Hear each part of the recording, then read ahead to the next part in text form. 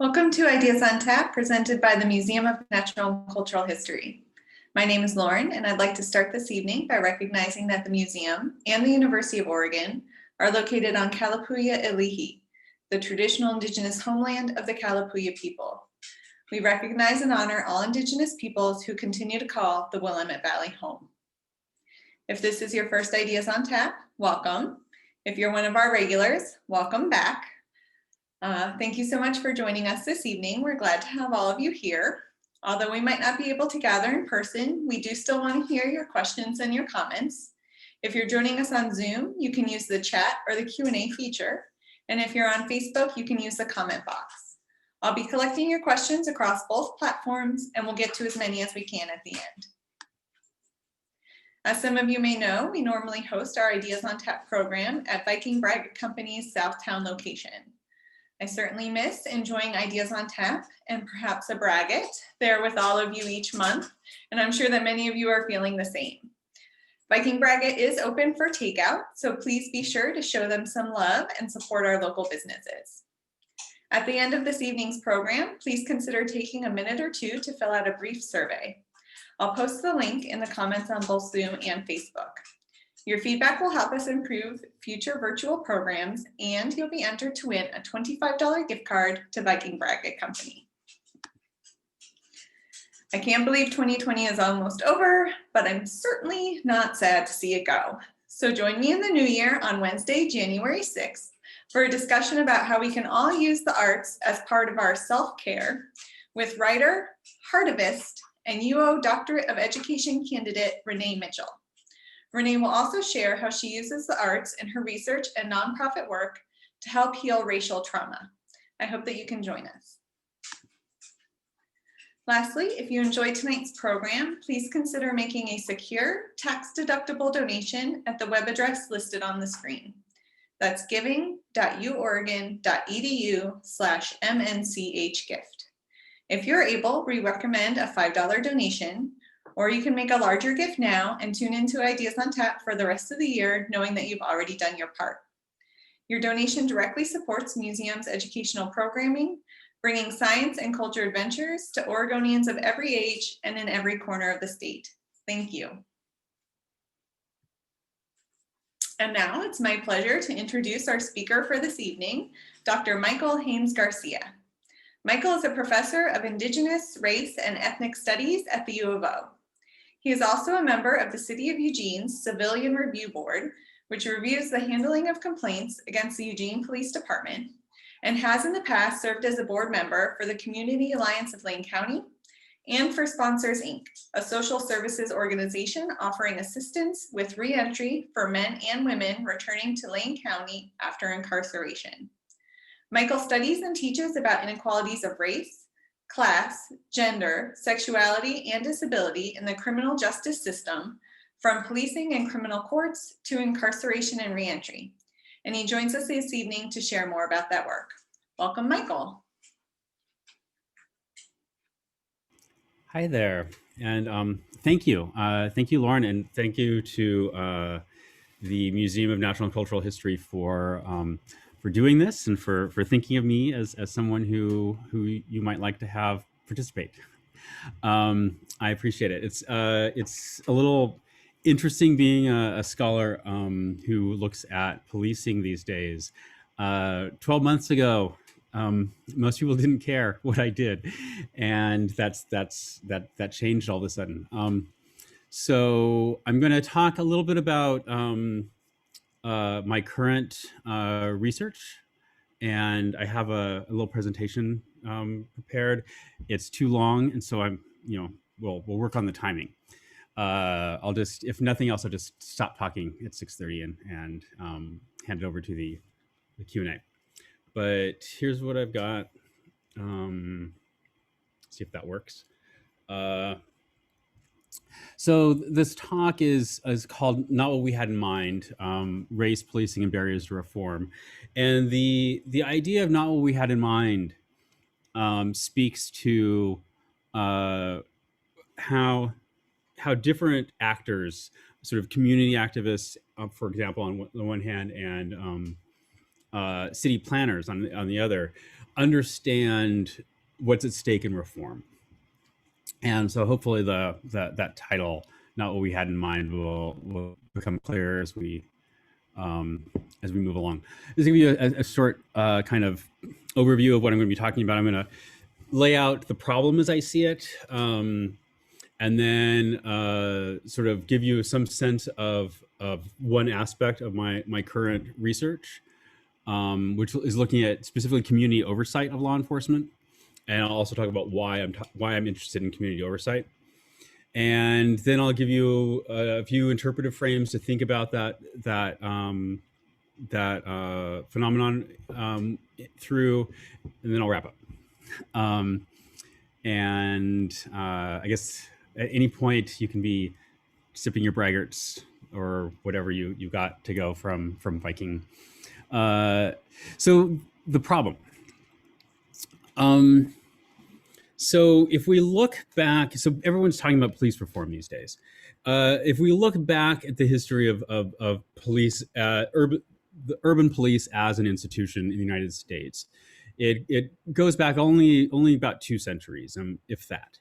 There are other things we could talk about that kind of predate that period, but when most Americans picture a police department, what they have in mind is an urban city department, not a rural sheriff's department, but an urban department with uniforms, with a centralized command structure, 24-hour employment, and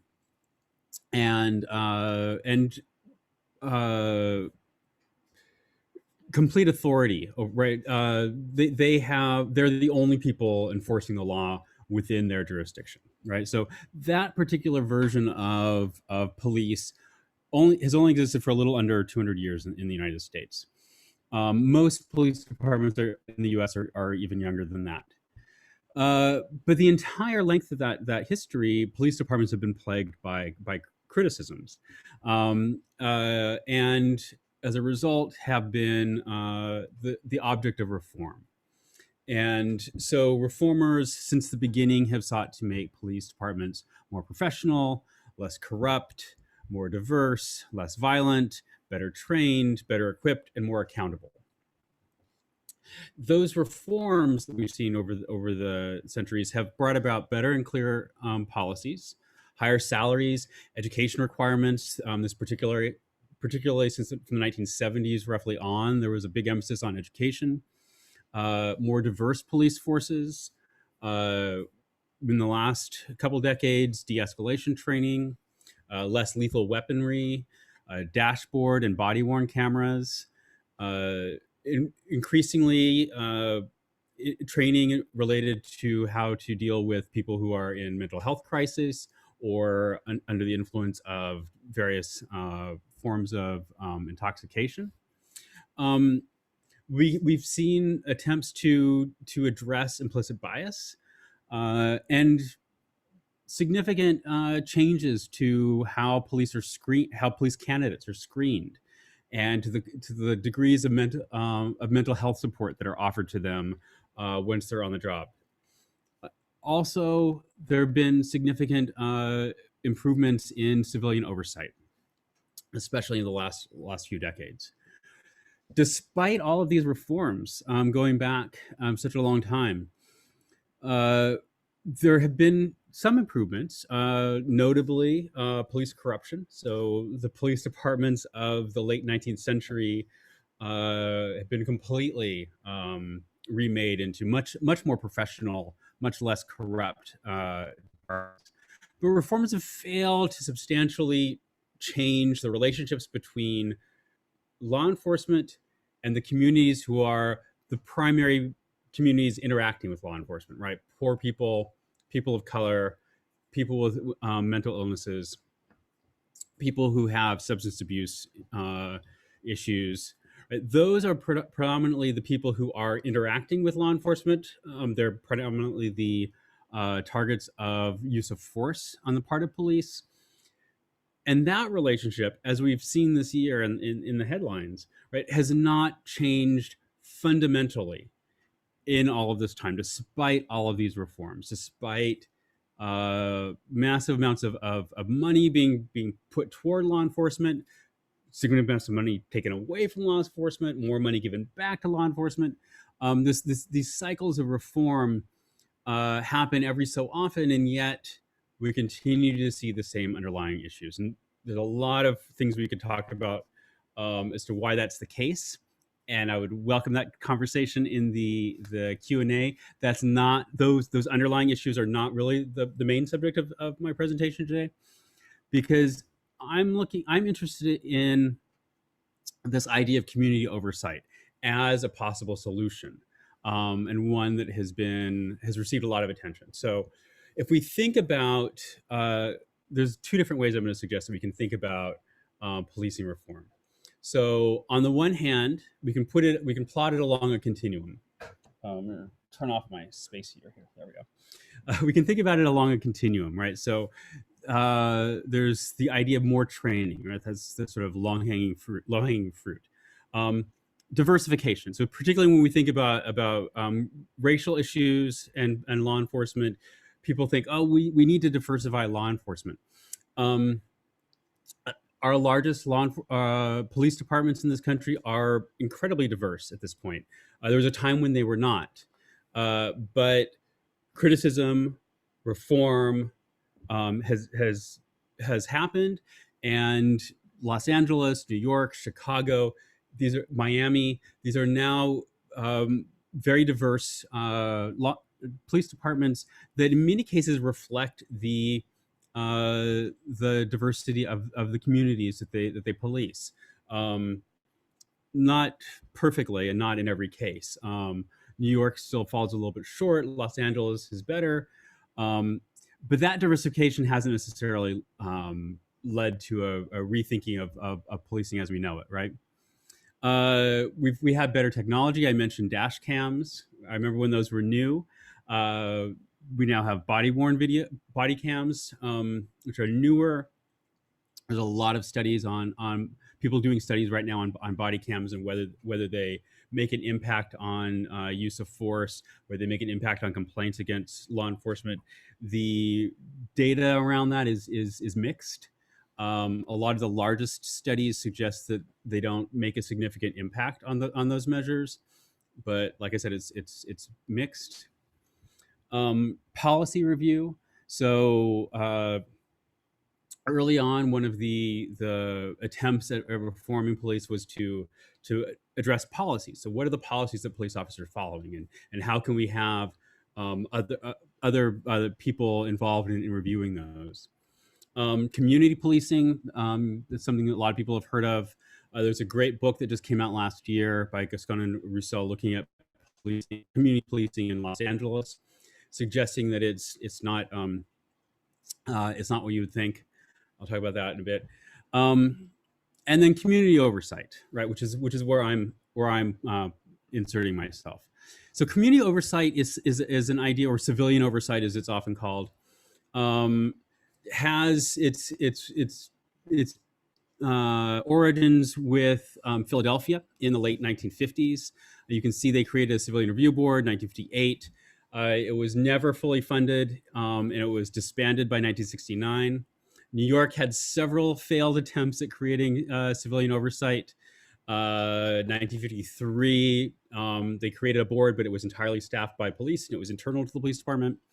It took until 1993 under Mayor Dinkins for them to actually get a model of what they currently have, which is a civilian complaint review commission or something like that.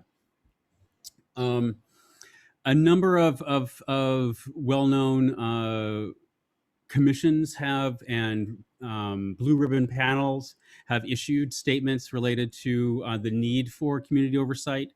So the McCone Commission following the Watts riots, the Kerner Commission following other riots, the Christopher Commission following the LA uprising, the Rampart Independent Review Panel following the Rampart scandal in LA.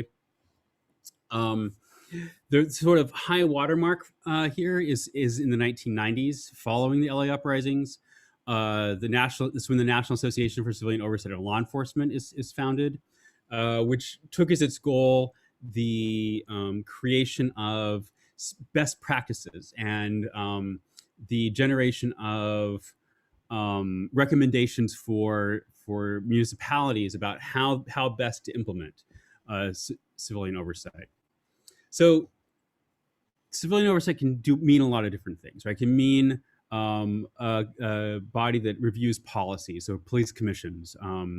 Eugene's police commission is an example. Los Angeles has a really old police commission that goes back to before World War II. Civilian oversight can also involve the receiving and classifying of complaints and different levels of involvement in investigation into those complaints. So Eugene has a police auditor's office that does a lot of that work. They can review completed investigations. So Eugene's Civilian Review Board actually does that job. So it looks at completed investigations that have been sort of closed, and then reviews them to see how well they're investigation. Civilian oversight can also issue findings. You could also recommend or impose discipline. It's rarely the case in the United States, at least. You can also recommend or revise policy. Again, that's less common. One of the reasons why civilian oversight tends to exist at those earlier stages in the process and not have a lot of powerful authority over making decisions has to do with resistance from police unions, resistance from, in some cases, city government. So in every case, in every instance, where we're talking about Philadelphia in the 50s, New York in the 90s, Eugene in the 2000s, in every case, civilian oversight comes into existence because there's been some kind of crisis. So someone is shot, someone is tear gassed, something happens, a significant number of people feel that what happened wasn't right.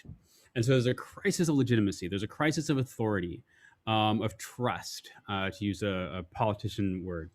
And in the midst of that crisis, people reach for something to shore up the institution. And so moments of crisis have led to pretty much every version of civilian oversight that exists. But those oversight mechanisms are never embraced by, even if they're sometimes embraced years later by police departments, but they're never embraced in the moment. They're always resisted. And so because of that resistance, there's always these limits put on how far they can go. This is 1991. Demands for independent or external elements in the investigation or review of citizens' complaints against the police, while discernible over the last 30 years, have increased in recent times and show few signs of abatement. Some measure of coexistence between external and internal complaints mechanisms for the foreseeable future therefore seems inevitable. So this is, what was that, 30 years ago?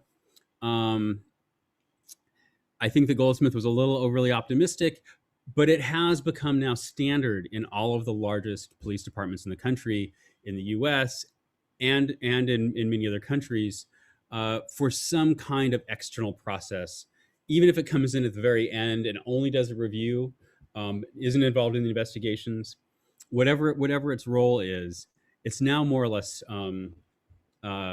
standard. So here's another way of thinking about that continuum that I looked at. So if you're familiar with the Overton window from political science, I'm taking a right-wing concept and repurposing it. So the idea behind an Overton window is that you have, you can see in the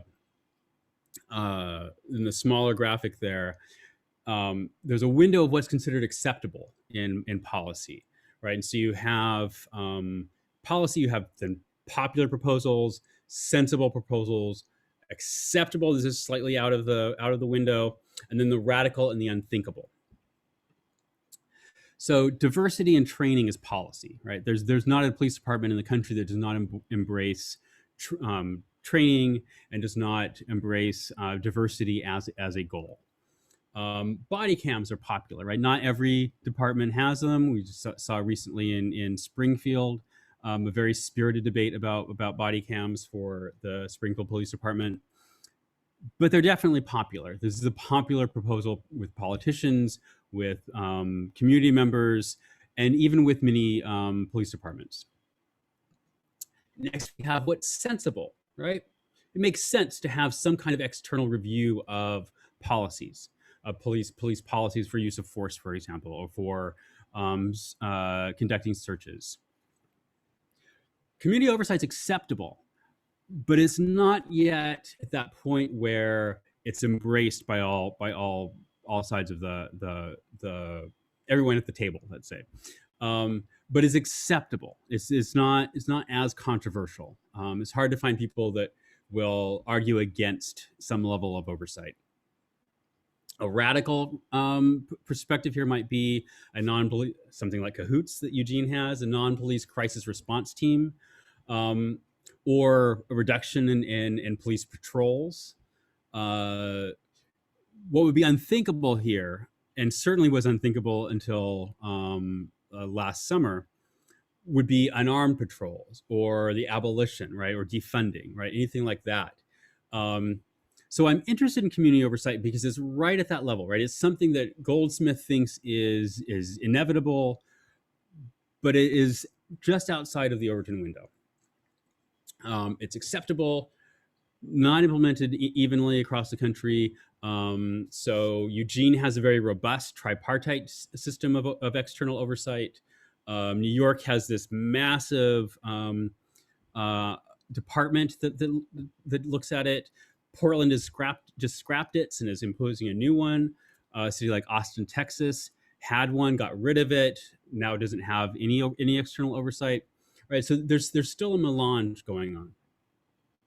So this is where I come in, and so I'm interested in understanding what these look like, what community oversight measures look like on the local level. And part of why I'm using community oversight instead of civilian oversight, which is more common in the literature, is because I'm interested in not just thinking about official bodies like a civilian review board or a police auditor. I'm also interested in thinking about protests, activists, community organizers, investigative journalists. Right? There's all kinds of levels at which people conduct oversight over the police, and both formally and informally. And so I'm interested in that broader sense, which is why I'm calling it community oversight. There might be some places in this presentation where I haven't changed the wording yet, so I'll just put that disclaimer there. So for my project, I'm interested in looking at 3 different locations. Excuse me. One is Los Angeles, and specifically Los Angeles County. They just created a civilian oversight commission for the Los Angeles Police or Los Angeles Sheriff's Department in 2016. So it's very new. It's rare in this country as an oversight body that conducts oversight for a sheriff's department rather than a city police department. And so I'm fascinated. Plus, it's the second largest city in the country. It's incredibly diverse. So there's a lot of reasons why I'm interested in Los Angeles. Another place I'm interested in is British Columbia. And British Columbia is interesting because they've got a province-wide system, and so the same police complaints commission office looks at complaints against the Vancouver police, the police in Surrey, the police in Victoria, the police in Burnaby, the police in Nanaimo, right? So it's a completely different model. In that sense, it has a little bit more independence from local city government, but also then a little bit of distance. They're also interesting because they employ a lot of they sort of recruit former law enforcement into their office, whereas in the U.S. the tendency has been to exclude former law enforcement. So that brings us to Eugene, which is my third site. And Eugene is interesting, as I said. It's got this robust three-part system. We've got a police commission, a police auditor, and a civilian review board. The police commission reviews policy. The police auditor receives complaints and participates in investigations. The Civilian Review Board reviews the work of the police auditor.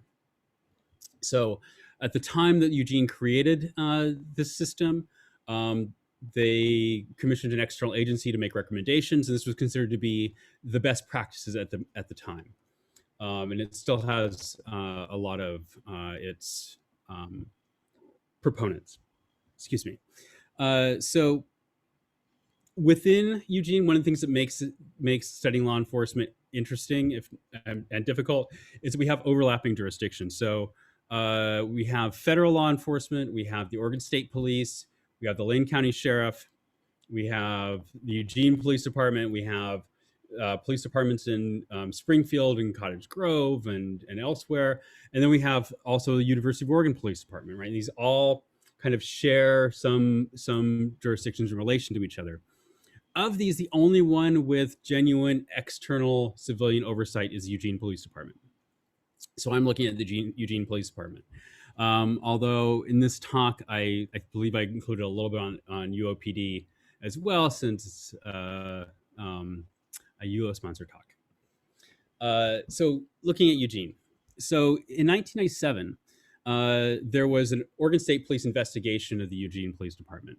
There were some protesters, environmental protesters, that were protesting some development downtown in Eugene, and the Eugene police responded.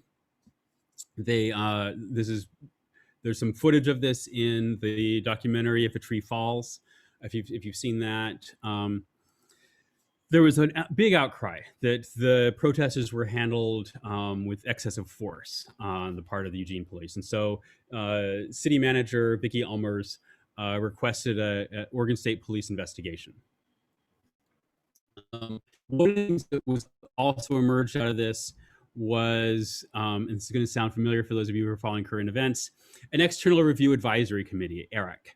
And so the city council decided to set up this committee. It recruited representation from Eugene Police Department, from the NAACP, from the ACLU, El Centro Latinoamericano, Cop Watch, and other organizations, and put all these different people on this giant committee to hold listening sessions with the community, to make recommendations about what kind of external review structure Eugene should have.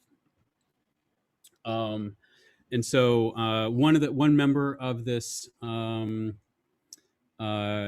this committee, Carol Berg, wrote a op-ed for the Register Guard on November 4th, 1997, and said, "I absorbed incidents," this is referring to the listening sessions, "I absorbed incidents related by Hispanic people and felt sick at heart that this goes on in hip, liberal Eugene, right under our very noses. Many of us have lived our lives completely unaware of blatant institutionalized harassment of our neighbors by our own employees, some members of our Eugene Police Department." All right, so this was a listening session with community members 23 years ago, right? So before many of my students were born. In a letter to the editor, Charles Dalton, who was a member of the NAACP, wrote that it took the police whumping a couple hundred white kids to bring this to the front burner. And I think that's basically racist. I'm not too proud to take advantage of that, but I'm very clear as to what it is. So although the incident that brought about the ERIC was this case of environmental protesters being pepper sprayed by the EPD, what became apparent to both Berg and to Dalton, as well as to many others in the city, was that there were existing patterns of racial harassment and profiling that were systematic in Eugene. And so this became also an object of concern for police reform and external oversight. So what resulted was a recommendation for a police commission, a CRB, and a police auditor. The police auditor could not be created without a measure by the voters.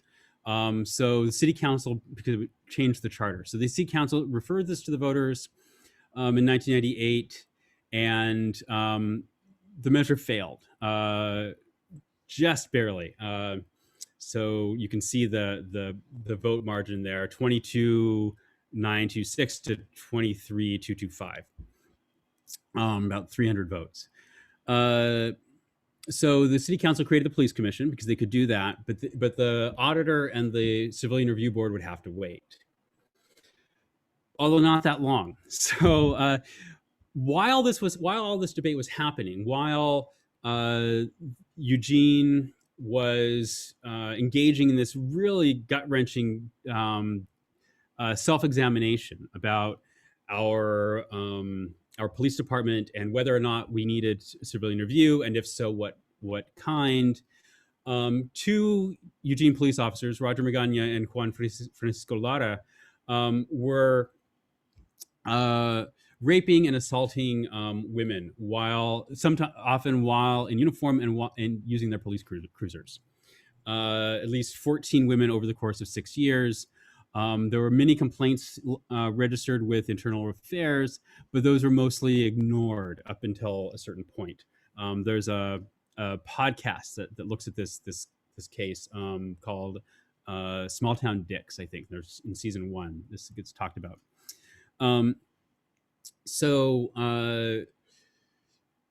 Right, but this is happening, and Internal Affairs is ignoring these complaints at the very same time that the police department and the police union are very publicly saying that they do not need oversight. So part of why Measure 2099 failed was because of heavy lobbying from the Police Employees Association and the police chief against it, right, saying that this was not necessary. The same time that it was clearly very necessary. So as soon as this comes to light in 2003, there's all of a sudden this desire to go back and revisit these earlier measures that didn't pass. So the city council ends up reproposing measures for external review, and as you can see in 2005, and then a sort of a additional sort of fixer measure in 2008. These pass overwhelmingly, and that's the degree to which public opinion in Eugene swayed after the revelation of these problems with. Now, I have portrayed what Eugene has as a model, right? Is most people you ask in the world of civilian oversight will say that what Eugene has is primo. It is like this is what people want. In Portland, when they just scrapped theirs and voted in a new structure, it was partly inspired by Eugene's. It was partly it's not entirely like Eugene's, but many of the elements that they were adding to what they had, they were taking from what Eugene had. But what community members wanted in these moments of crisis, both with the pepper spraying of the environmental activists, and then later with the rapes, and in the listening sessions where people were complaining about racial profiling, what community members say they wanted over and over again was a response to police corruption, a response to racial profiling, a response to police immunity, a response to police violence and abuse, more accountable policing, less harassment of vulnerable populations, and an end to trivial quality of life citations. So one of the things that came up again and again in the late 90s was this example of youth being given tickets for crossing the street at an angle instead of straight across. Right, so this is what people say they wanted. What they got, and this isn't particular to Eugene, what they got was a complaint process that is very, very difficult to understand and to navigate unless you know about it. I've been on this civilian review board for a year and a half. I'm still learning about it. I'm still figuring out how the process works. So it looks like we're out of time. So I'm going to skip over University of Oregon's really quickly, just except to say that the University of Oregon has a complaint resolution committee. It's reviews investigations that are done internally for UOPD. It's not doesn't have a lot of the things that would make it considered to be independent or civilian. So let's see. So I'll skip all of that. You can, if you're, you can watch the recording of this and slow down the frames if you want to read those slides. But essentially, what planners want, or what planners believe that the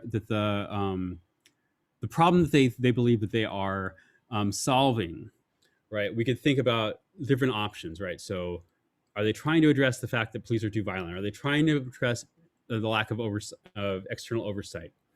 Are they trying to address perceived problems with the investigative process? Are they trying to deal with the fact that police enforce inequality, or that they're not answerable to the communities they patrol, or that public confidence has deteriorated? What they're trying to address, the problem as policymakers see it, is that public confidence has deteriorated. When they see these protests or a crisis, what they see is a lack of trust. So they want to repair that trust. So the way that they do that is through a system that creates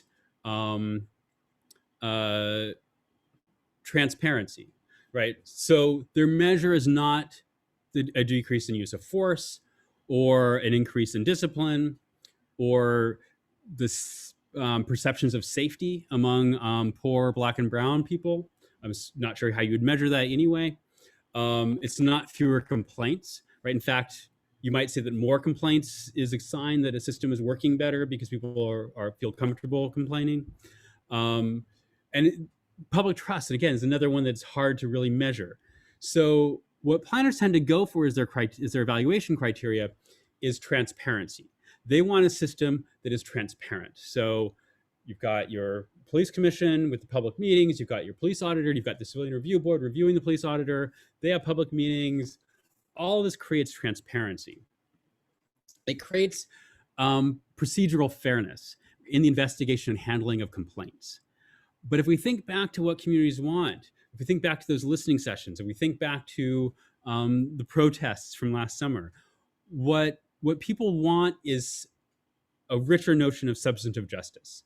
And so back to the title of my talk, not exactly what we had in mind. There's this disconnect between a goal of substantive justice and a goal of procedural fairness. And I'm definitely out of time, so I'm going to stop there and open up to questions. Thank you so much, Michael. So far, we've only had one question come in, so I just want to remind people that you can type your questions into the chat feature or the Q&A on Zoom. If you're tuning in on Facebook, you can chat or type it into the comment box there, and we'll be sure to ask all of those. I have a question. On that very last slide that you were on, you were talking about sort of what people wanted and what they're getting. How do you see us getting to what we want? Oh yes, that's the $1 million question, or the $64,000 or however many dollar question. That is the question. So if I think the answer to that is that we need to think about what it is that we want from our police. So as community members, why do we want police, and what do we want them to do? So we could say, well, we want them to keep us safe. If what we want is for police to keep everyone safe, it's not clear that that's. I would say that that's not what I see cities like Eugene actually wanting. So what I see cities like Eugene actually wanting, based on how we spend our money, what policies we create, and what we expect of our police officers. what we want is order rather than safety. We want a community in which I, as a very solidly upper middle class professor, can go unmolested from my condo to the art theater and get a cider on the way back and not be asked for money from a panhandler or not be threatened by someone in a mental health crisis. um, that's, I think, what we want, or at least what we, the people who have influence in our society, have said to our elected officials and to our police officers. This is what we want, and so that's what we're getting. um, Unfortunately for our city, what that means is that policing is largely targeted toward the unhoused, the mentally ill, and the poor, as well as those with substance abuse issues. So we're directing all of our resources toward a downstream response to these various social issues, rather than directing our resources toward upstream prevention of those problems. Right, whether it's through I've been in Eugene since 2005, and since 2005, I've heard people in the city talk about the need for a secular homeless shelter. We still don't have one, and we have a lot of things in this city that we didn't have in 2005, but we still don't have a secular homeless shelter or a low barrier homeless shelter. The warming centers are great, but they're all staffed by volunteers. They are basically a charitable response, rather than a real attempt to address the issue of houselessness in this community. So I think if we address these issues upstream instead of asking the police to deal with these issues downstream, um, that would give us a lot of what we could ask police to do other things like investigate robberies, which the most of Eugene's police budget is dedicated toward patrols, because that's, again, what us middle class Eugenians have said that we want, rather than the investigation of crimes. So that's sorry, I'm long winded. No problem at all. We have had lots of questions come in though during that, so that was perfect. We have someone named Jessica asking, how do you recommend advocating for community oversight of police in a small rural town when there is supposedly no problem here in our town, especially when there is a lack of city resources to support a review board like this? Yeah, that's another great question. So, total honesty, I'm not entirely sure because I haven't looked at rural towns, but I know that what my thinking for Oregon has been that so Eugene and Portland are the only cities in Oregon with external civilian oversight for their police departments. So this is a big problem because most police departments are not big cities; they're small towns, and so I think that has to be created through your city council. It has to be created in partnership with your police department, because the smaller the town, the more outsized of a player the police department is going to be. So the more you're going to have to get them on board.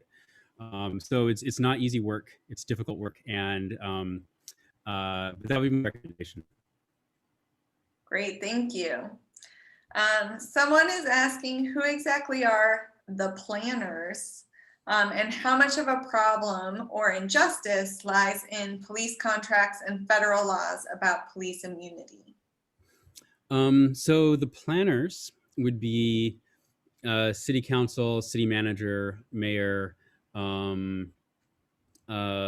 would be the main planners, as well as people, I guess, on police commissioners, probably people like myself who are involved in this work. Public planners.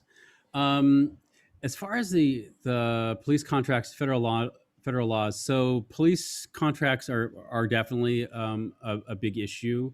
A lot of what is the change that's possible are constrained by those collective bargaining agreements.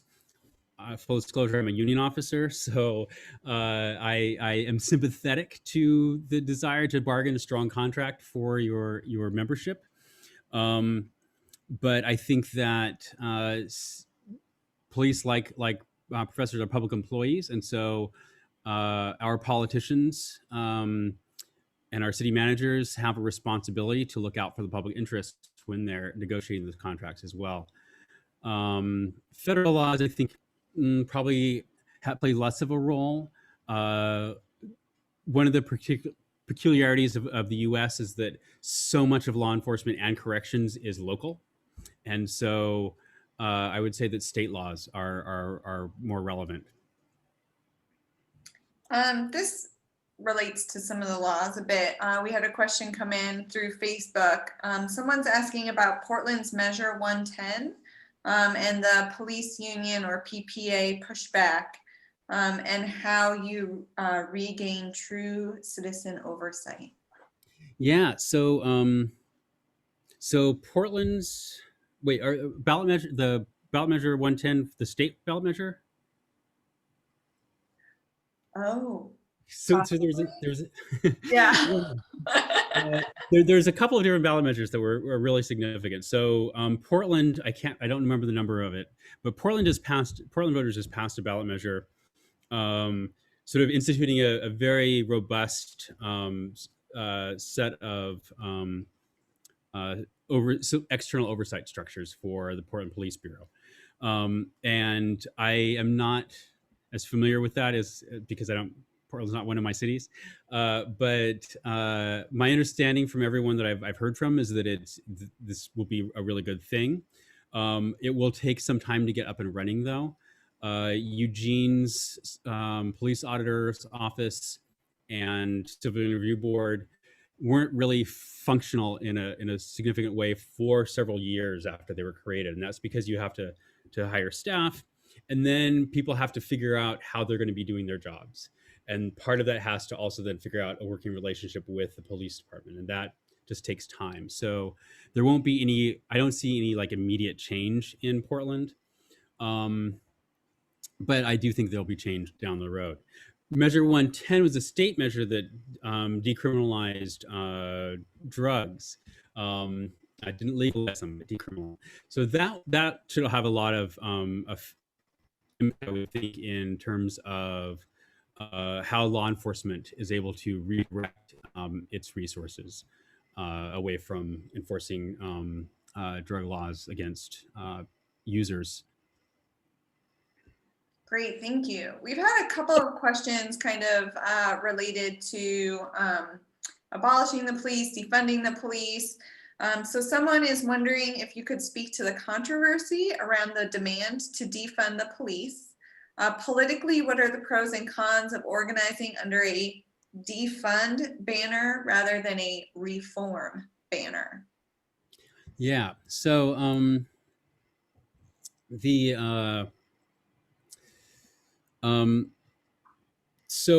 as I understand, so people mean many different things, and there's some equivocation as well. So I think the defund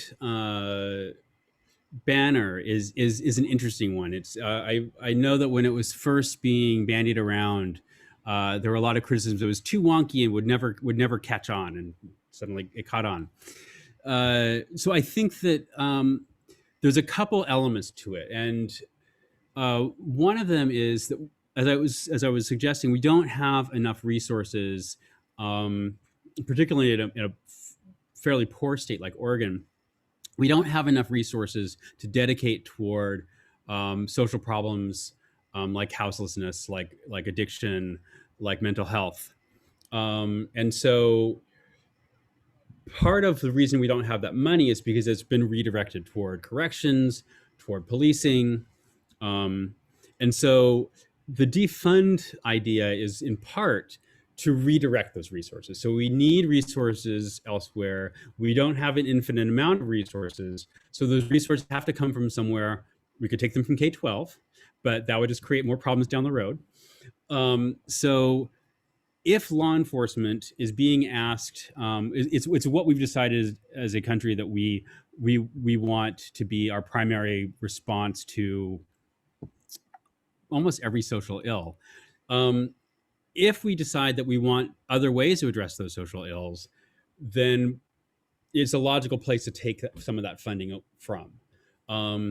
So people often it becomes a bit of this chicken and egg scenario where people don't want to defund the police because they're worried that then the police won't be there to respond when there's a robbery or when there's a rape or there's a murder.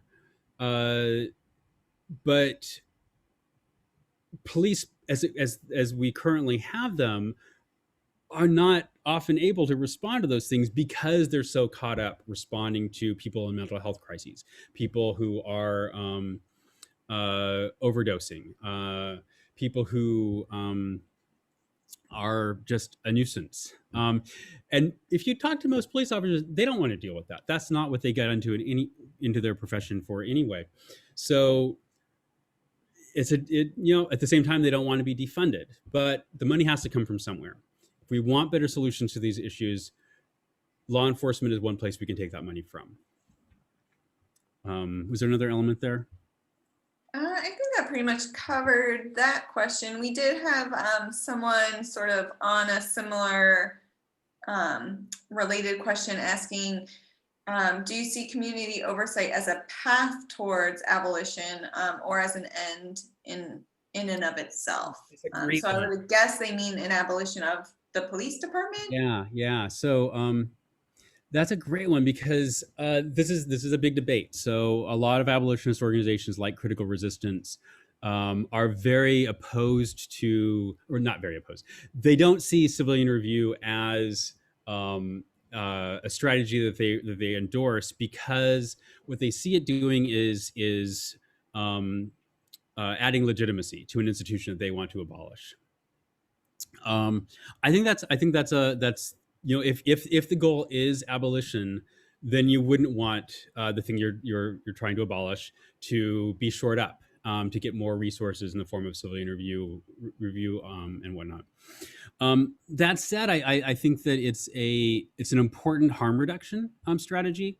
I think that, and I also see a question from one of my former professors, Fran Michelle, about the university professors, right? Not being armed or empowered to kill, which is true. But professors are very much like police in another way, in that we don't like to be regulated by people who aren't academics, right? We don't think that anyone, the energy industry doesn't think it should be regulated by anyone other than the energy industry. Professors should not be regulated by anyone other than professors. No one should be able to set teacher standards except for teachers, according to teachers. Police, in a certain sense, doctors, lawyers, we're all guilty of this. We all think that our jobs can't be understood by people other than us. We all benefit from external oversight, I think, and police are no different. And so as long as we have police, whether you see them as a necessary evil or just an evil, or if you see them as a necessary good, some degree of external oversight will only make the police better. And I think that I alluded to this earlier, that if you talk to police, and I have, who have experienced good external oversight, they will often say, yes, this makes us better, right? Having someone looking over our shoulder makes us more responsible. Knowing that someone is going to be checking in, right? Looking at that body cam video and deciding whether or not there should be an investigation, right? That's a good thing. And I think, can that be a step toward abolition? I think reasonably, yes, insofar as we are improving our institutions, we are creating more eyes on the issue. And so if people decide that no, we can't reform our way out of this, we need some other strategy, then we go in that direction. But it's not necessarily a step toward abolition. I think that it can very much be a step toward uh, beefing up and improving the police. Right? I mean, that's certainly what's happened in New York, where complaint review is pretty much an industry. So we have someone asking, the IRS recently disclosed that they just don't go after wealthy tax dodgers because it's too expensive. So related to that, do police go after our poor, unhoused, or vulnerable because it's easier? Or is it a knee-jerk way for them to exercise their power? Or does this come back to what you were talking about at the very beginning of the Q&A of this is what the upper middle class of Eugene have demanded of their local police? Yeah, great one. I would say all of the above. I think that the the IRS is a great example, right? So if I get pulled over in Eugene for a traffic infraction, first off, I'm driving a recent year super Outback, and their first question of me is, "What do I do?" And I tell them I'm a professor at the University of Oregon, and so odds are I'm going to be told not to do it again. They're not going to ask me to step out of the car and search it. On the other hand, if I was someone different and the car was a 1982 Buick LeBaron with mismatched doors, that might go very differently. And so part of it has to do with police knowing who is considered to be a problem person in the area, but also having preconceptions about who's suspicious and who doesn't fit. But also knowing, and this is not particular to police, this is systematic of government, knowing that I might show up in court and challenge something, and I'm probably going to show up in a tie, and I might write to my city councilor and complain. I could do all kinds of things that people in my status position are able to do. That's not going to be the case if I'm poor, I'm living in my car, and I'm worried that the police are going to find the stash of whatever in my glove box. Where would you say implicit bias training falls in that sort of acceptable, not acceptable range of the chart that you showed earlier? I think that it's definitely popular. I think that diversity training, for lack of a better word, is something that police departments began to embrace in the 80s and 90s, along with affirmative action. And it's easy. I think for the same reason universities do implicit bias training. It's easy. It's an easy way to feel like you're addressing a problem. Unfortunately, it turns out it doesn't really address the problem. So we have a couple more coming in on Facebook, so I'm going to switch over there. So we're keeping a good balance.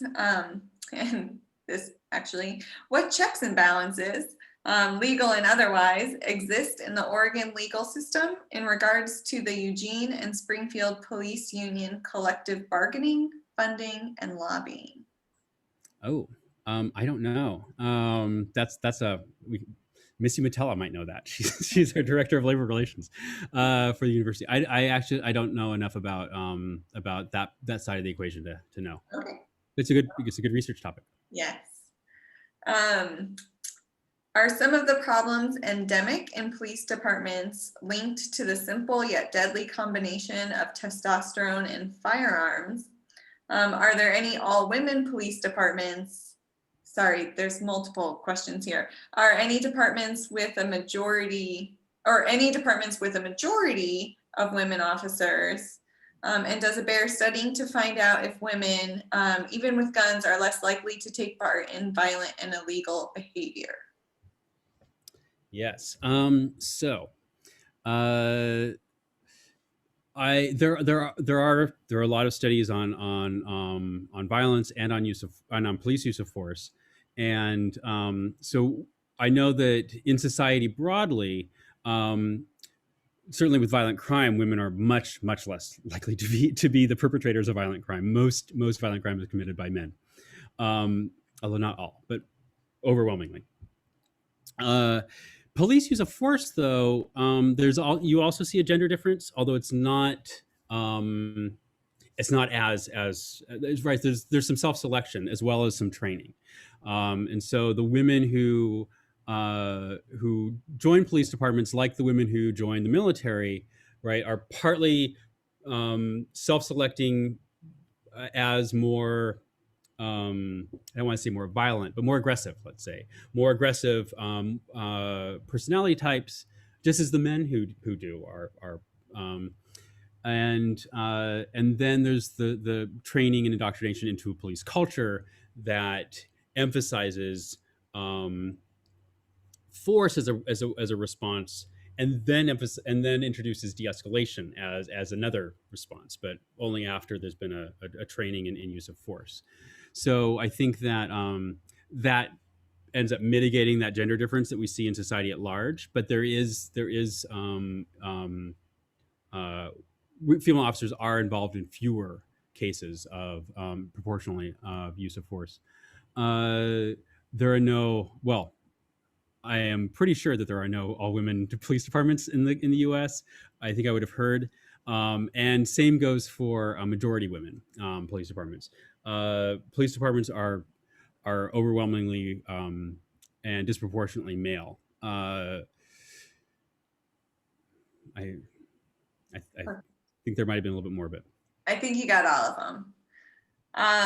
So we kind of have a few questions relating back to the Eugene community review system and how it got to be so complicated, which you touched on a little bit in your talk, but if you want to delve into that a little bit, and then how sort of what stakeholder groups get involved in that, and whether it's just ordinary citizens, how can they get involved past those planners that we talked about at the beginning of the Q&A? Yeah, so lawyers designed it, so that's why it's so complicated. I think that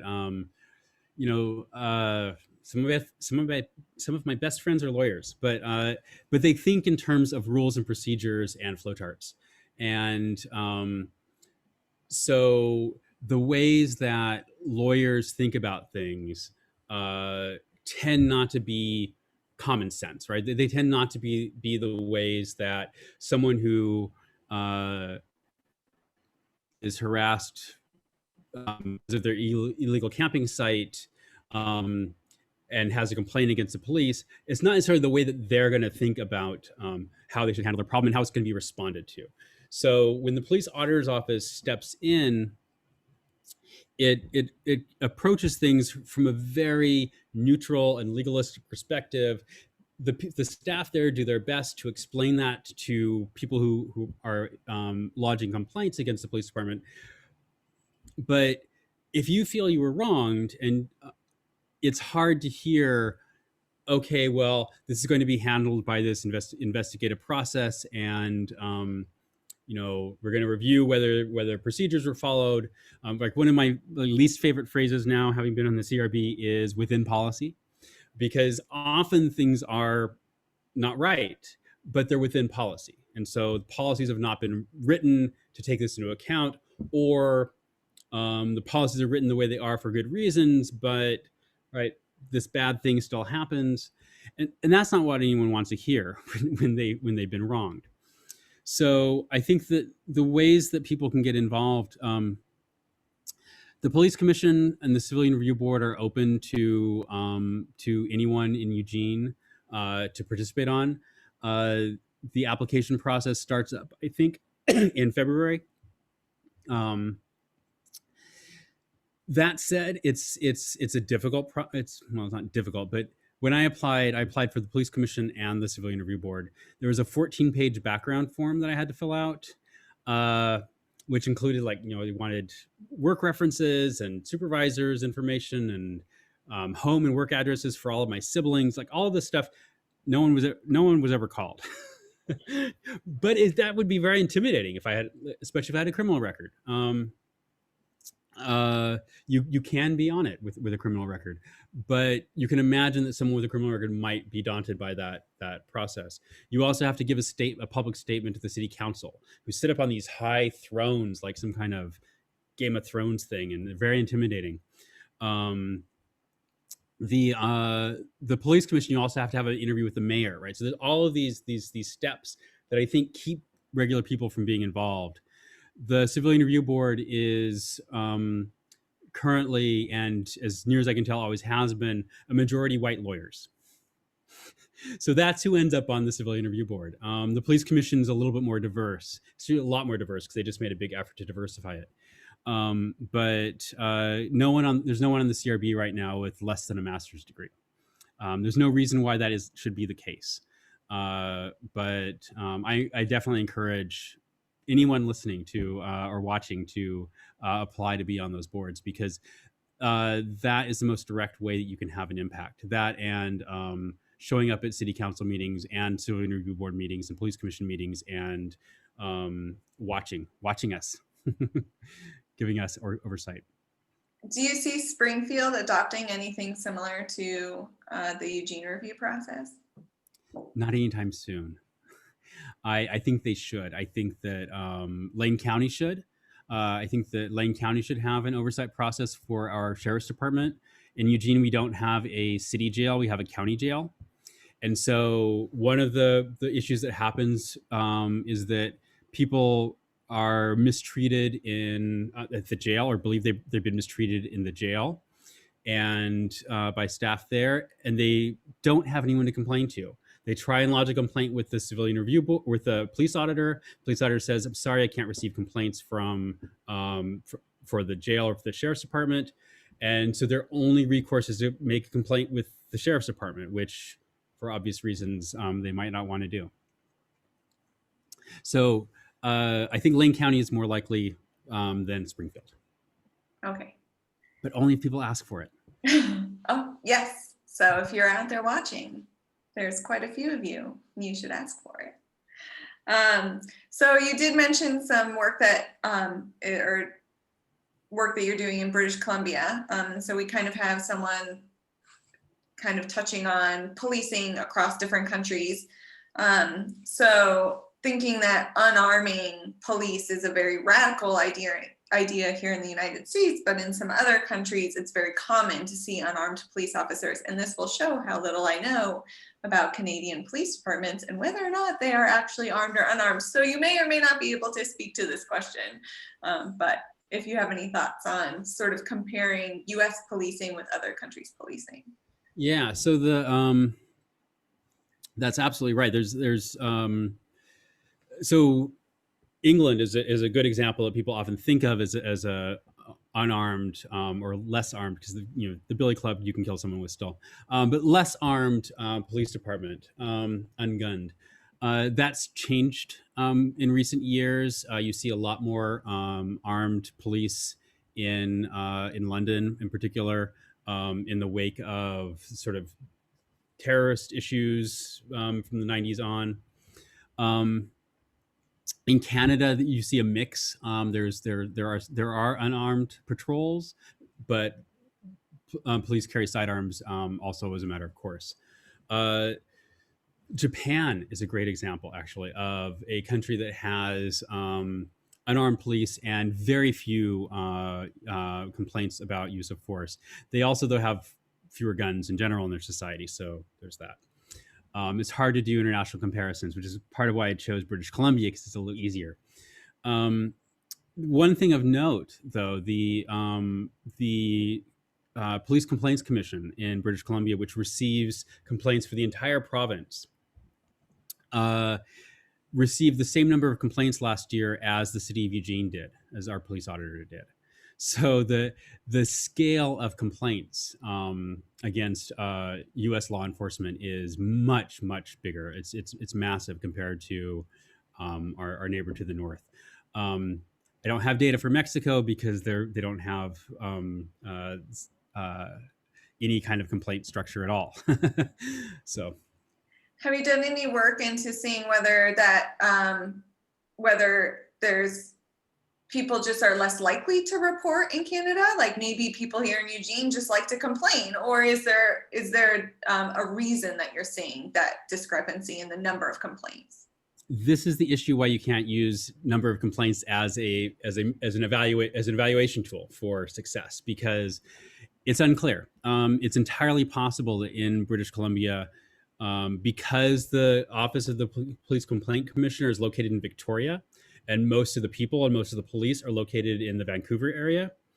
And so Victoria, for those of you who are geography challenged, is on Vancouver Island. It's closer to Seattle than it is to Vancouver. So that location of the office might be very discouraging to people in Vancouver to lodge complaints.